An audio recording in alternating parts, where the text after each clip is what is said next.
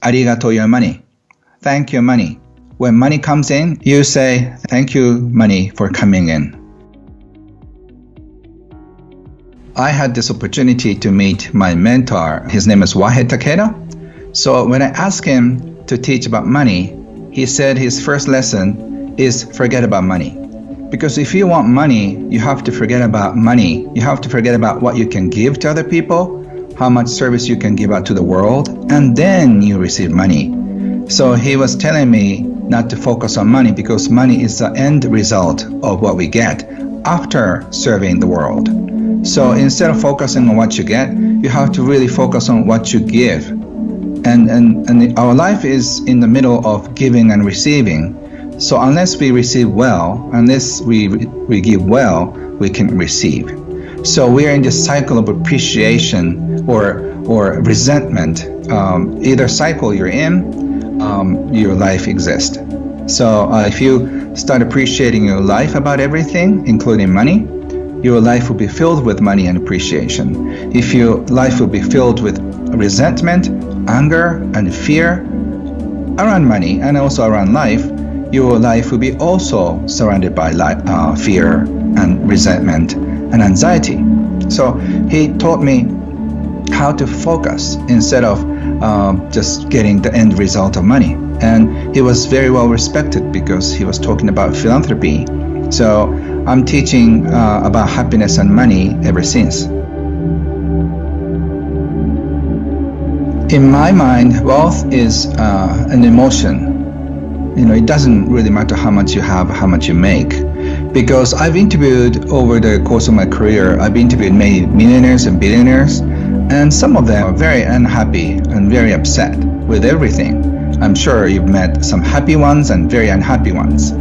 So, and also among the people who are struggling with life, there are also happy people and unhappy people. So I think wealth is an attitude. If you feel like you're so happy and so content with what you have, you are already wealthy.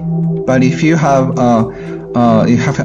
to struggle every day and you cannot find happiness either in your business or in personal life, I think you're not wealthy, even if you have billions in your bank account. But that doesn't mean that you don't have to have money. So I think most of us, the biggest problem, I think, especially today, is that we are so afraid of money. And so as much as we want money, we are so scared of it. It's because of a money trauma. I call it money wounds that we've had since our childhood. We used to have some, unless your parents are perfect, and unfortunately it's not the case in any culture. So we've been scolded about money. We spent too much, we wasted the money, or we denied karate lesson or soccer lesson or a ballet lesson or piano lessons because it's expensive. Some of my friends were taught, you are not worth it. Well, that's a big blow. So we've been denied so many times around money. So that's why as much as we want money, because we feel money can buy happiness, or money can buy at least freedom, but at the same time, money have been abused us for so many ways. So as much as we want to get close to it, but if we get too close to it, we get burns or hurt. So for a lot of people, money is a mystery person. You have to start watching your language. My mother used to say that. And then around money especially, a lot of people say I was ripped off. So there are so many negative language around money. And my mentor Wahe said, you have to use positive words around money. Otherwise, money will not like you. And I thought it's very cute, And then in my book, I talk about what if money were a person, who would it be like? Is that person a gentle person or angry person? So just you have to pay attention to how you relate to money. If you just feel like money is just a thing, like you don't care, but if you don't care, you end up being in debt. So you have to be very careful and respectful for money. For some Japanese people, actually one of my students made futon, bed for a wallet. It's so cute to show respect. While I rest, please, money and credit cards, please rest here too. So it's like a little bed, like a cat bed, and then you're supposed to put your wallet into the bed. So it's just a metaphor, but unless you show respect to money and the money coming in, money going out, both ways, you cannot feel peaceful around money, especially this hard time of economy. You have to really pay close attention to your emotions. And most of us are so controlled by anxiety and fear around money. That's why we do things which are not really true to us in order to survive. So we feel like if we have no money, we cannot survive. That means you're death. So the funny switch is turned on. I think it's our survival mechanism. 200 years ago or 300 years ago, everybody was a farmer. Nobody's, probably don't use much money. But now, unless you have money, you cannot buy food. So money and survival are so tied in your system. So since we've been abused, we feel like we've been abused by this person. We're a little scared of this person, right? So I think the first step is actually the step that my mentor Wahei Takeda taught me. That is, arigato your money. Thank your money. When money comes in, either in a form of government check or a salary or commission or whatever the money you receive, you say, thank you, arigato. Thank you, money, for coming in. Because in these days, it's so rare to find you and pay you. Somebody pays you, right? It either could be government or your husband, wife, or your clients. There are so many other people who do the similar job that you do, but they chose you to pay you. So there are millions of reasons to appreciate for the money.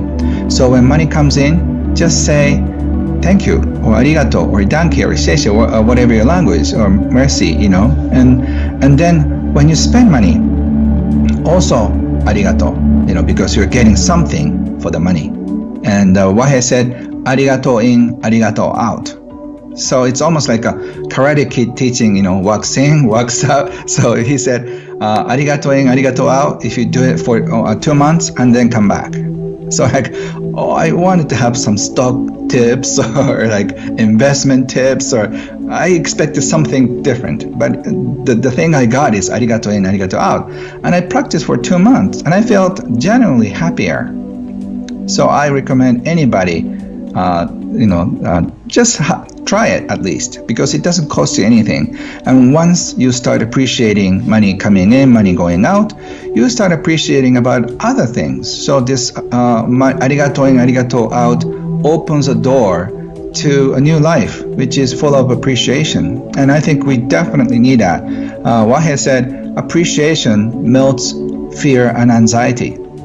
So if you start and if you keep appreciating money coming and going out, you cannot worry about money at the same time, because a human mind can focus one thing at a time. So Wahei has a very interesting, unique trick of changing our wire in our brain. So once you start appreciating, it's so funny, because one of my students said, oh gee, Ken, I forgot to worry about money for a week because you focus on appreciation.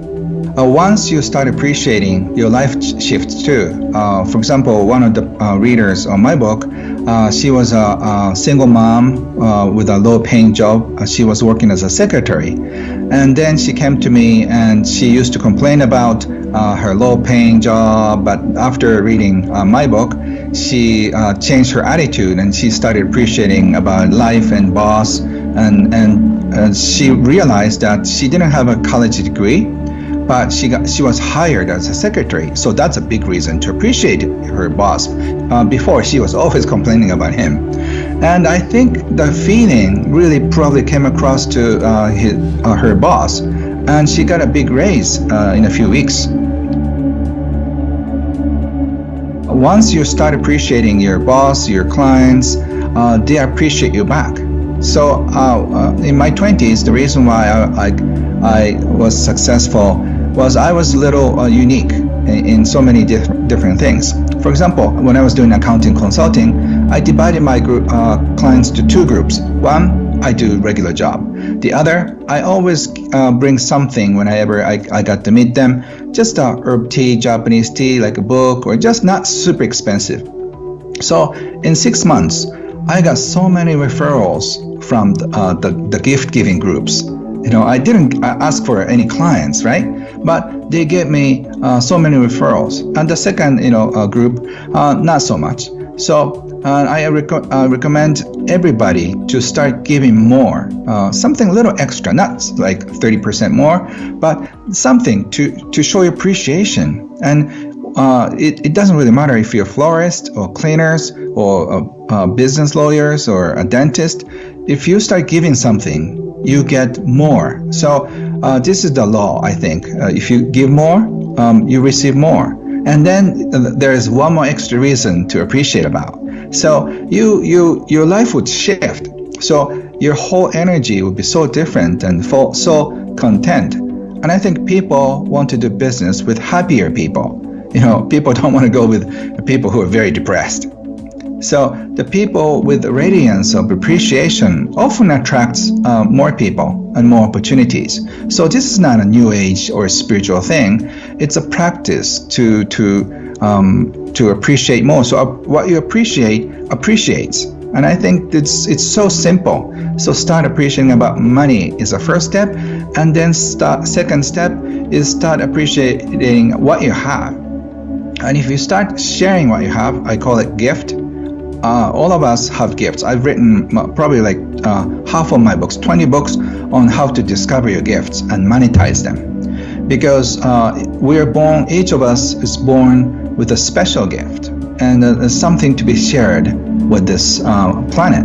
And if you can find it, and if you can improve it, and you can polish it, and just share with a society, I think that translates into money. So I wrote a national bestseller, Do What You Love and Make Sure Money Follows You. So it's very important. You have to have both. Please subscribe to my channel if you have not done it yet, and don't forget to click the notification button. I hope you guys learned and enjoyed this video. Thank you, and have a great day.